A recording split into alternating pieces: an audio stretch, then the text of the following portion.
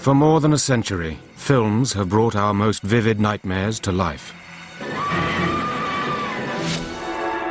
Often the fear is woven from fantasy, from imagining the unimaginable.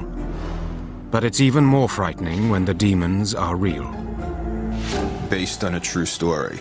Just that small phrase that these events actually happened sort of makes the film much more both relevant and much more terrifying.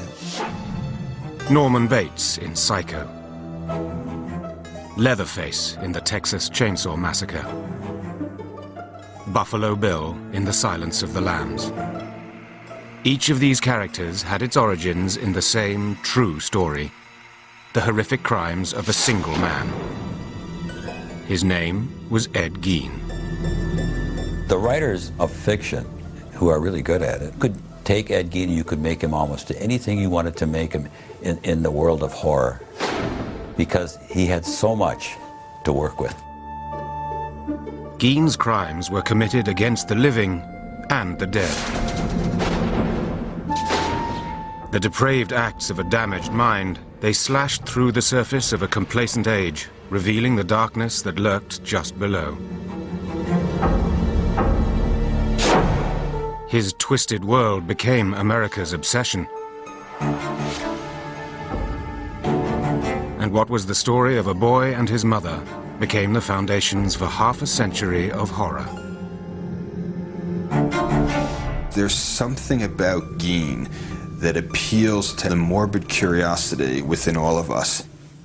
It's so macabre, so bizarre, so deviant that we can't look away. How long have you known Mr. Gein? 7 years. 7 years. What kind of a man did you know him as? Well, a man, he's a nice man, just like anybody else. The only difference I'd say in the man, he seems to be a little odd.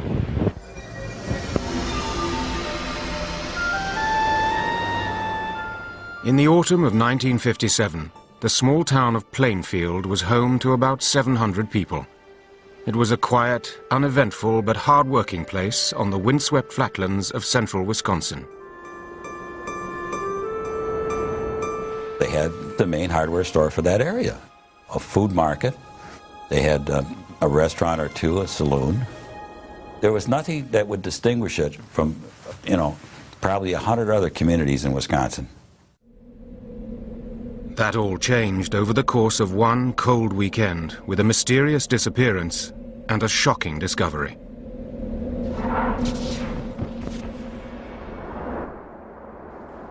Saturday, the 16th of November, marked the beginning of an annual Wisconsin ritual. Deer season.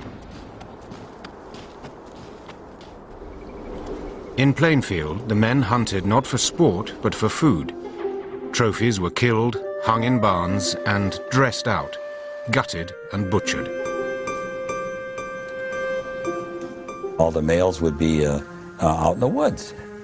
And so the main street would be a quiet place. Particularly quiet that morning was Bernice Worden's hardware shop. Although the shop was supposed to be open, the 58-year-old proprietor was nowhere to be found. I lived across the street from the hardware store where Bernice Worden ran her business. I believe it was in the afternoon.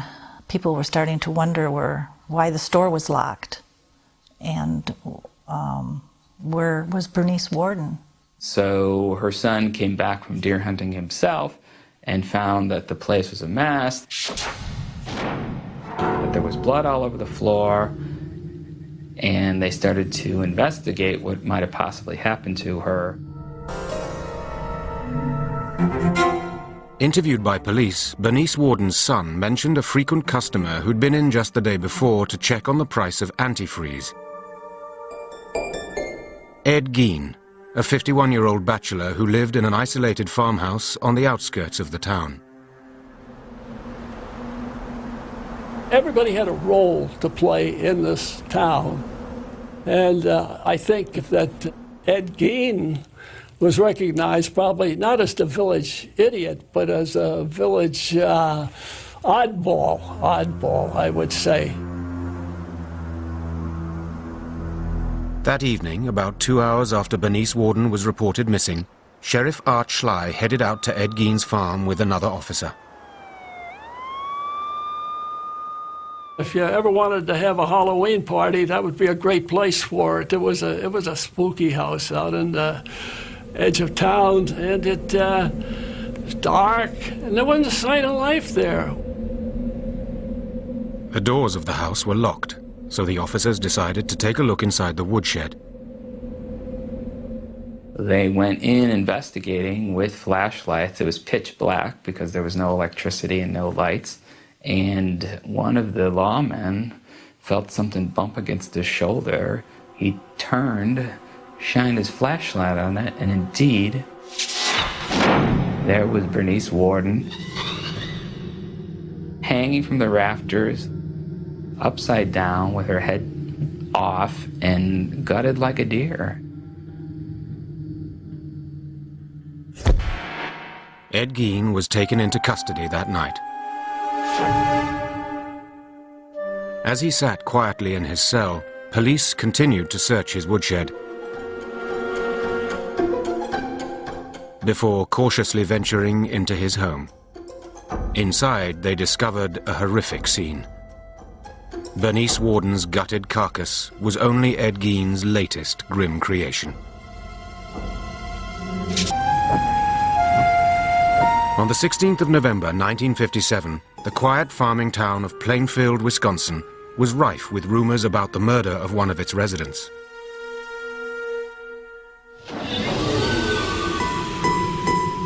Bernice Worden's mutilated and decapitated corpse had been found that night in the woodshed of 51-year-old Ed Gein.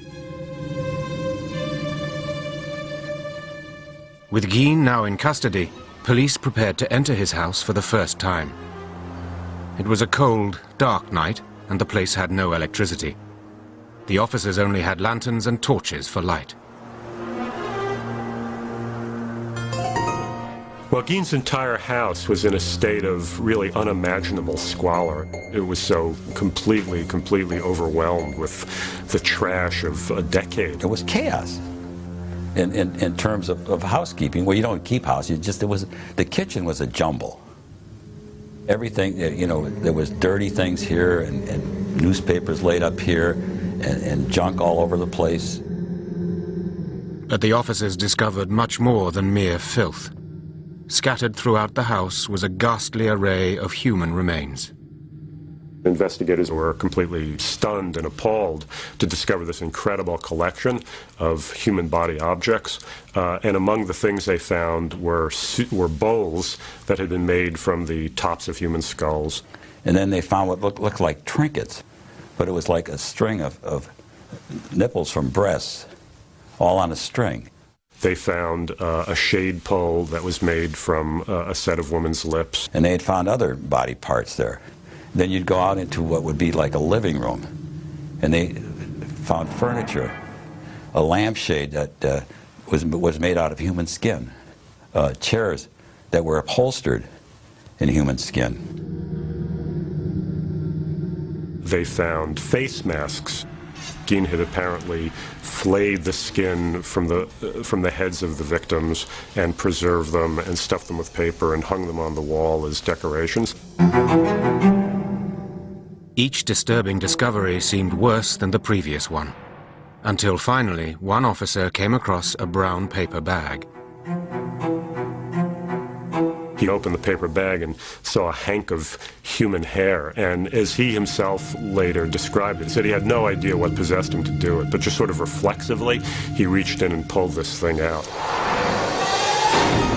To his horror, he discovered it was a woman's face. Worse, it was someone the officers recognized, a local bar owner named Mary Hogan, who'd gone missing 3 years before. For 30 hours, the man apparently responsible for this gruesome spectacle sat in his jail cell, refusing to speak to investigators. Finally, they confronted him with Bernice Worden's corpse. And with that, Ed Gein started talking.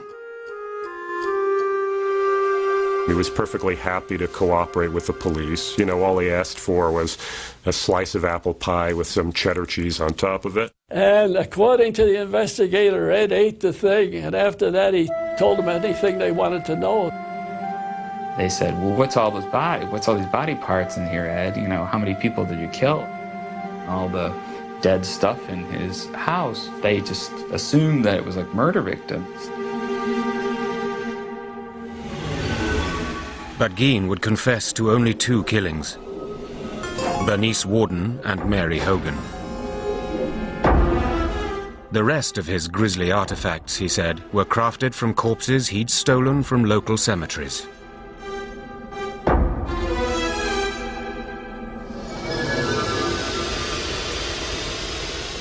Plainfield woke up that Sunday morning to find out what had been living in their community for all these years, and that was Ed Gein. My dad, he couldn't tell us what had happened. He just said, I want you to come in and watch the news tonight with me. And the news came up on the television. He was the person. I just said to my dad, oh my gosh, that's Ed. We were all upset. We were all devastated. We were horrified about what had happened. It was a terrible, horrible thing. It was just such a complete shock, I guess. It was something that was a little bit difficult to talk about. It wasn't just the murder of Bernice Worden that was so disturbing. It was the other terrible things that he did that was upsetting so many people. I mean, this is a guy who had been living in their community almost all his life and been a babysitter for their children, had been eating at their table. Well, look what he did and how he did. They couldn't believe it. Well, I figured he was just perfectly harmless and rather simple. Was he ever married or ever... The news sent shockwaves across America. Almost immediately, hordes of reporters descended on the town. It was the beginning of Ed Gein's transformation from anonymous psychotic to cultural icon. It would all be traced to the story of his childhood. In the words of Norman Bates, a boy's best friend is his mother. In November 1957, the gruesome tale of Ed Gein was making headlines across America. The country's morbid fascination with the man the papers were calling the Mad Butcher of Plainfield was not lost on author Robert Bloch, who was living in Wisconsin at the time. It was exactly the time that the Gein case was breaking in the newspapers, and Bloch immediately recognized that it would be a wonderful basis for a horror story. The result was Bloch's 1959 novel Psycho, brought to the big screen the following year by Alfred Hitchcock.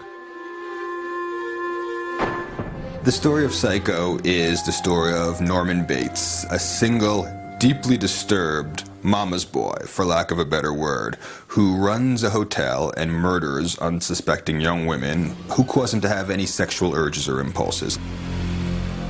One of the main things that Bloch took from the Gein case was the psychological relationship between Norman and his mother, which very much parallels that between Annie and his mother.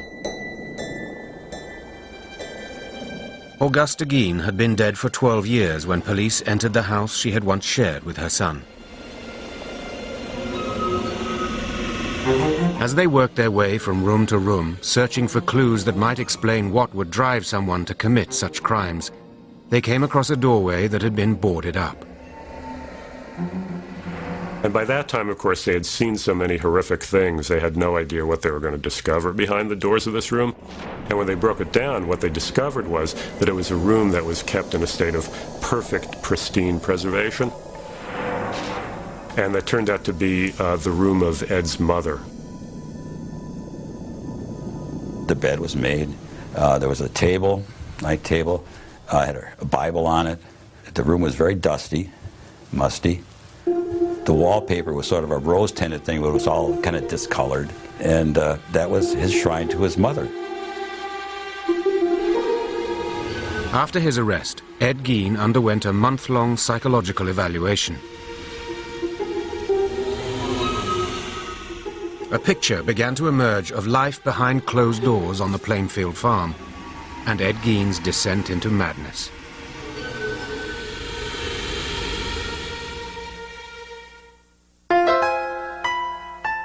Born in 1906 in La Crosse, Wisconsin, Edward Theodore Gein was the son of an alcoholic grocery shop owner and a strong-willed, God-fearing housewife.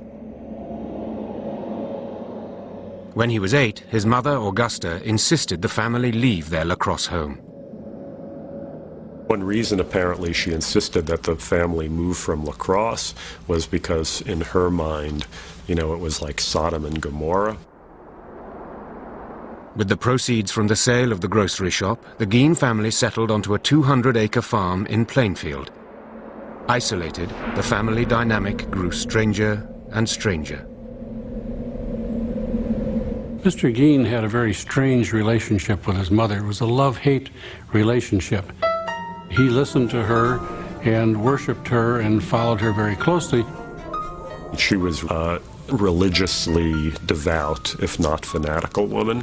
Very, very domineering, very, very strong-willed. I mean, she completely dominated her husband, as well as her 2 sons, Gein and his brother Henry. Augusta would preach a lot out of the book of Revelations that said that women were whores, women were tramps, women were definitely evil beings out to, hurt people. The Gein household really became a sort of breeding ground for psychopathology. You have these 4 people stuck together, completely under the sway of this woman. So it really becomes an incubation place for madness.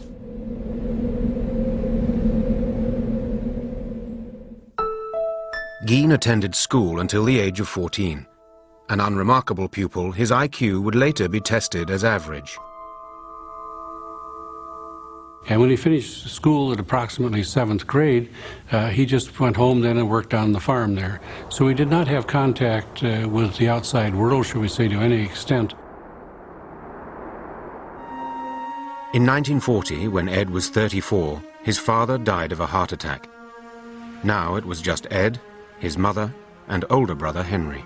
I think Henry was probably a genteel man who worked hard on the farm and tried to please his mother as well. But he wasn't Ed. He had his own ideas of how his life should be led. In May 1944, Henry and Ed found themselves battling a brush fire on their property.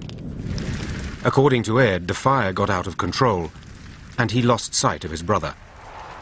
He went for the police, and though he told them he didn't know where Henry was, he was able to lead them straight to his brother's dead body.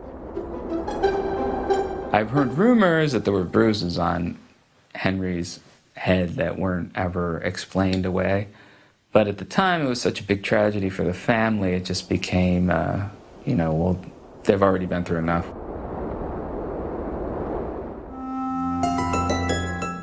Ed and his mother were now alone together. But their union would be short-lived. Just months after burying her son Henry, Augusta suffered a stroke that left her partially paralyzed. When Mother became ill, had a stroke, and was paralyzed, he cared for her very closely and literally, seemingly worshipped the ground she walked on. Sometime in 1945, Augusta Gein suffered another stroke. She died that December, a devastating blow to her 39-year-old son. His mother had completely undermined his manhood in every way. And at her funeral, he was reacting like a little schoolboy who had just lost his mommy, and just crying hysterically. Everything that he knew in the world seemingly was gone. Ed Gein's world had been entirely defined by his deeply religious and domineering mother. Her death left him, for the first time, on his own. Living alone in the isolated farmhouse, the 39-year-old earned money by helping the locals with odd jobs.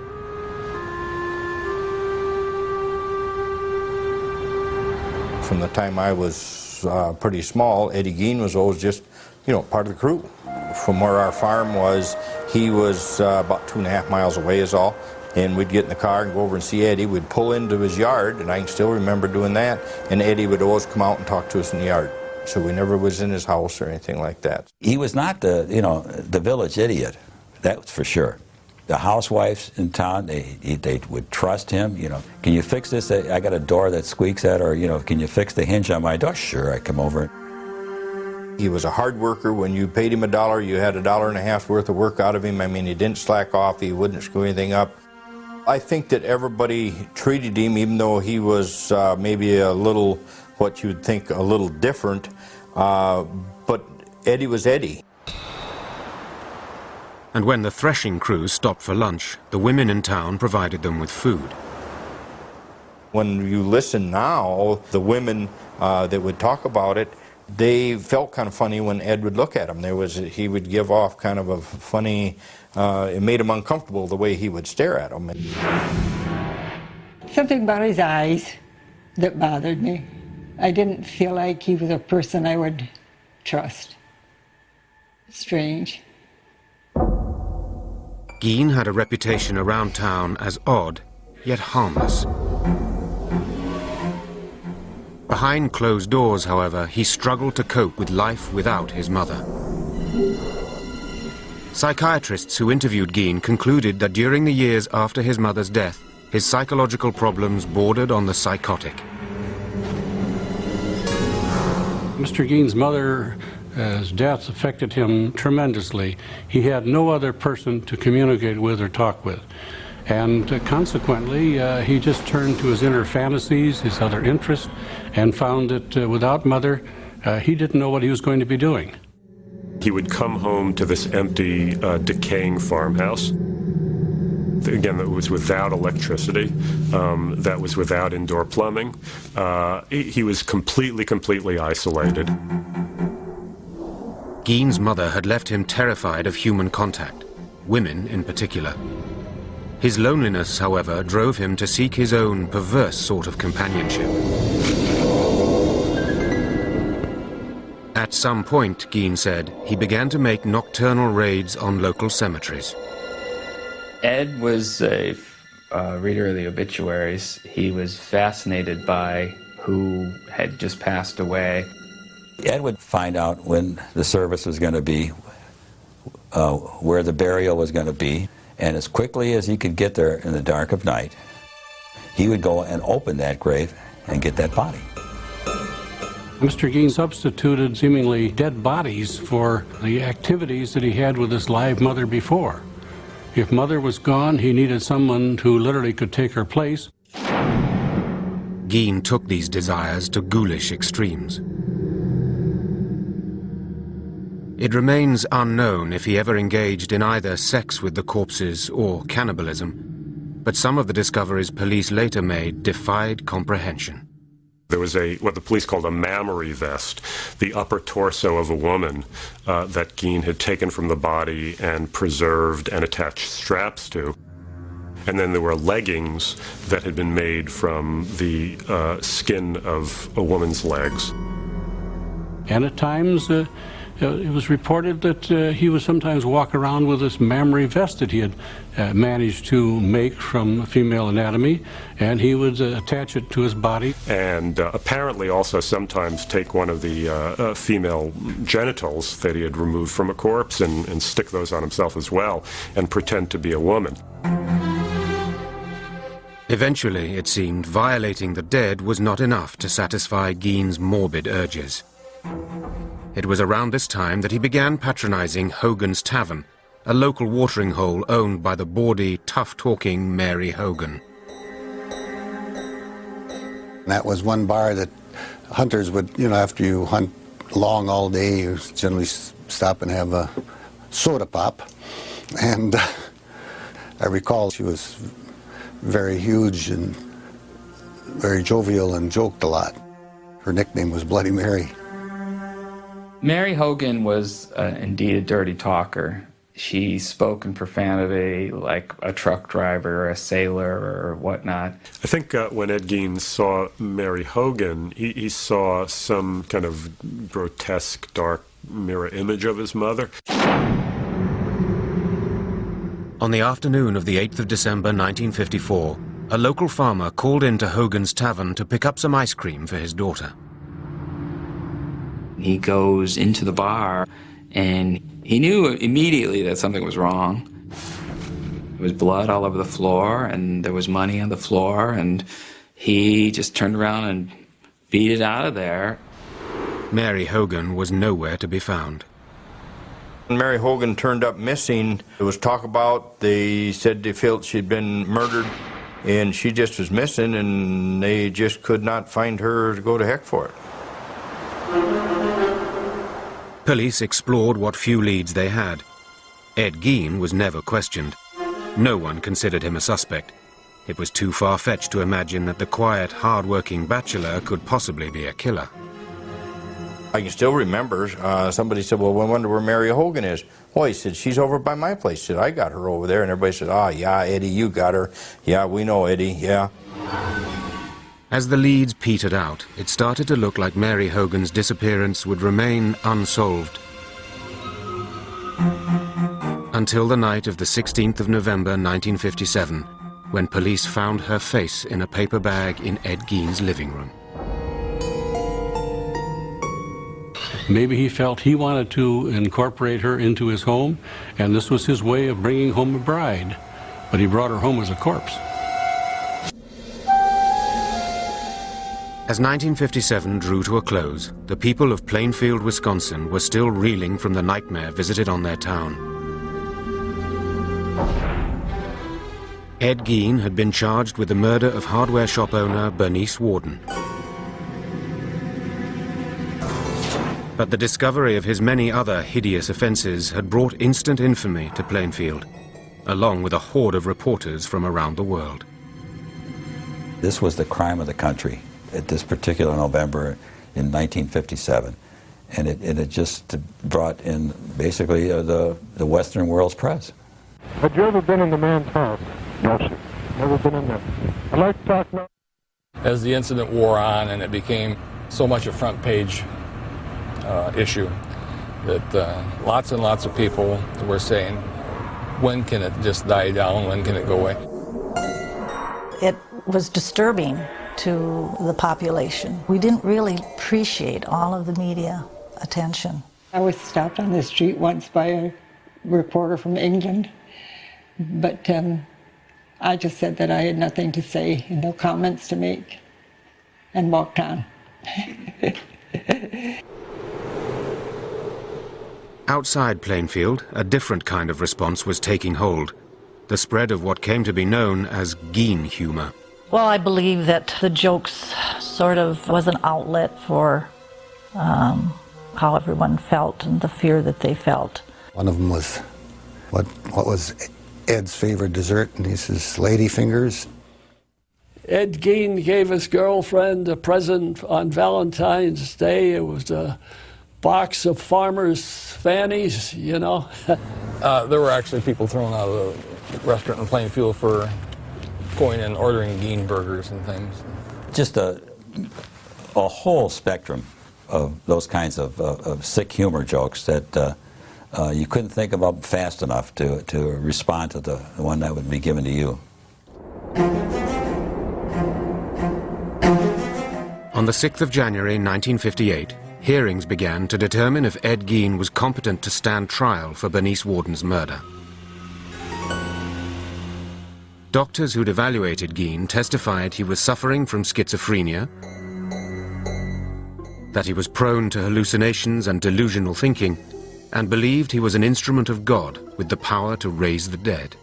You know, he'll talk about the most incredible, extraordinary horrors that are totally inconceivable to any normal person, but he does it in the tone as though he's talking about going to the grocery, you know, to buy his provisions for the week. In the end, the doctors said it all came back to his mother. This is the duality of Gein. You know, part of it was a desire to have the physical presence of his mother back with him in that home, whereas obviously another part of the motivation had to do with desecrating the corpse.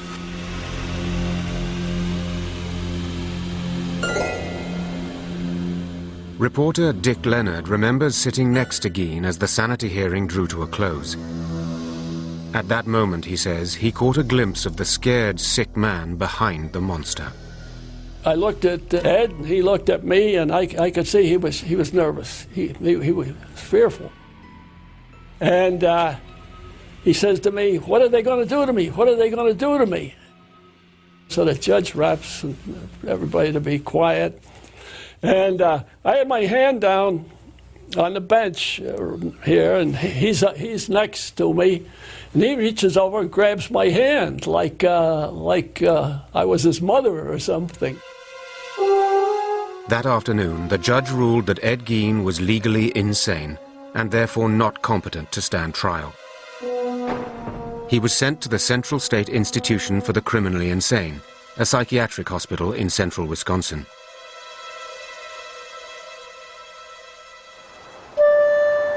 For the people of Plainfield, life after Ed Gein would never be the same.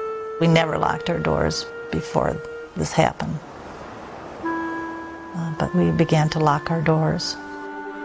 The 50s was an era of innocence, I believe, and it's pretty much ended that. But there was still one last piece of business for the town to attend to. On the 30th of March 1958, Palm Sunday, Gein's farm and personal effects were scheduled to be auctioned off.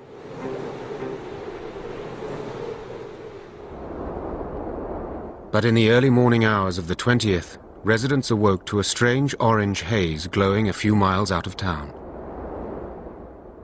There will be an auction here Palm Sunday, but this house and the personal belongings of Ed Gein will be conspicuously absent. Call it an act of God or whatever you will. The main attraction will be missing, reduced to a mass of rubble by a mysterious fire. News of the fire reached Gein himself later that morning. I went to Ed's room and I told him that his house had burned down. And he made a gesture just as well, the exact words that he said. Despite a brief investigation, the cause of the blaze remained a mystery. Locals were just relieved the place was gone. The people in Plainfield were so happy that this house burned down and this was going to go away. We weren't going to be bombarded by the media. We were not going to be having tourists come to Plainfield to see Ed Gein's horror house. But the auction of Ed Gein's estate still took place as scheduled on the 30th of March. All the human remains found at the farmhouse had been removed to the Wisconsin State Crime Lab. Nevertheless, hundreds of curiosity seekers descended on the farm.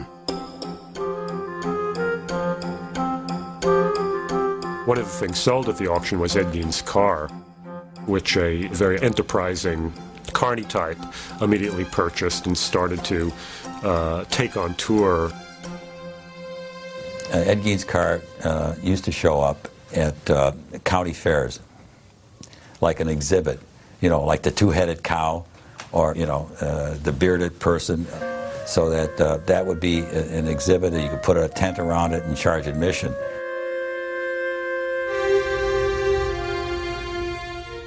At Central State Hospital, staff soon came to view Ed Gein as something of a model patient.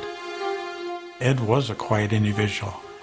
He'd go and sit in the corner in the day room, and we had some nice lounge chairs out there, and he'd read the paper there. He wouldn't converse too much with other patients. I can remember we used to play cribbage together out in the day room. There were, however, times when Gein behaved oddly. When it got, say, full moon, he would talk about women, what he'd like to do to them, and just ramble on and on, just like very incoherent. And then as the full moon dissipated, he would get more back to normal.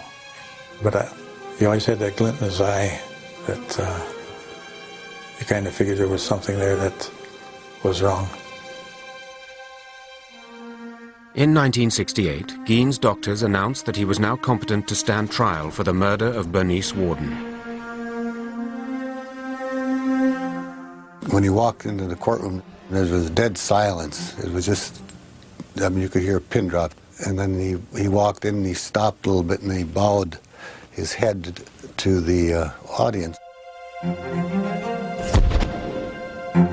After a 9-day trial, the judge found him guilty. The 62-year-old was sent back to Central State to live out the rest of his days.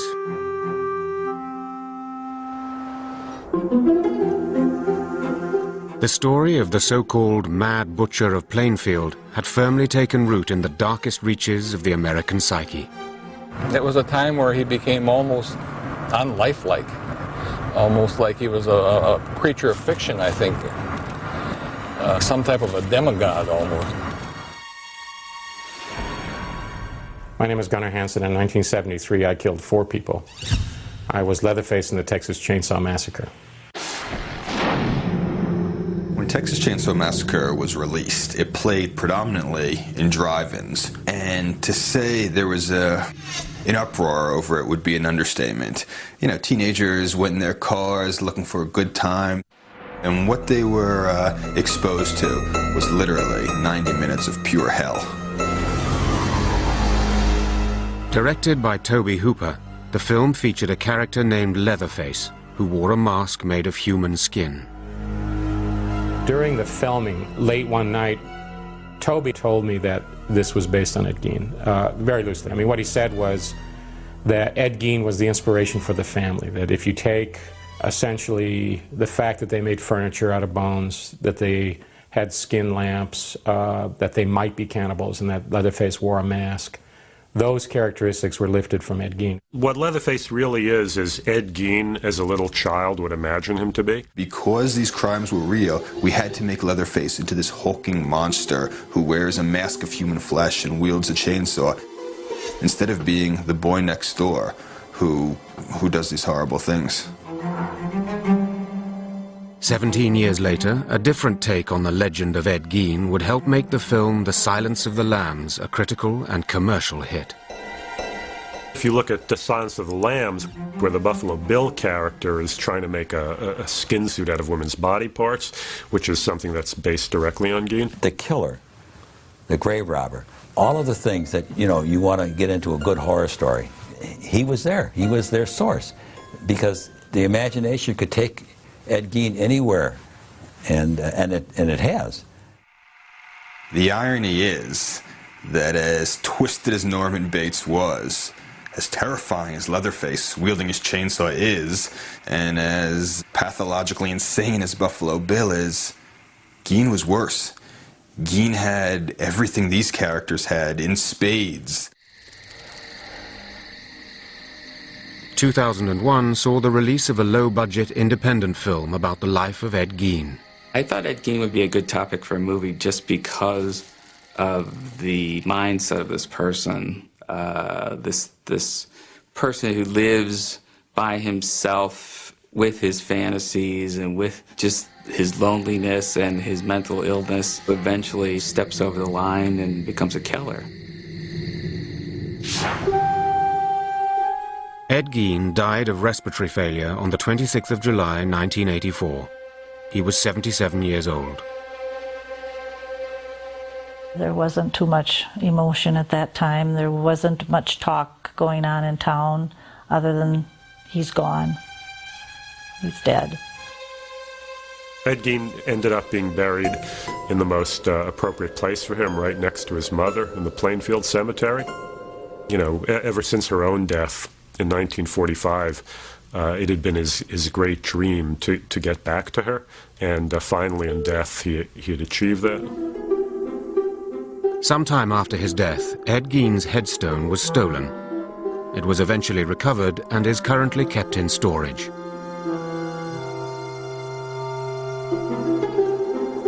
To this day, however, flowers and love letters are still left on his grave in Plainfield Cemetery. There's no way in the world that anyone could ever decipher completely or even intelligently what Ed was thinking or doing. It's not the nature of man to do the things that he did. It's an aberration. The fact that Ed Gein was a sick man mentally, I don't think that mattered to any of us. He did some horrible things no matter what his condition was, and so we had no sympathy for the man. Mr. Gein was an example of a monster that was in hiding. He was not known to his neighbors. He presented a facade of normality to them, and that's why he literally could have the mask of sanity over the whole situation until he was discovered. Obviously, we can never really know. To ask what made Ed Gein is ultimately as unknowable as to ask what made Mozart Mozart. You just don't know.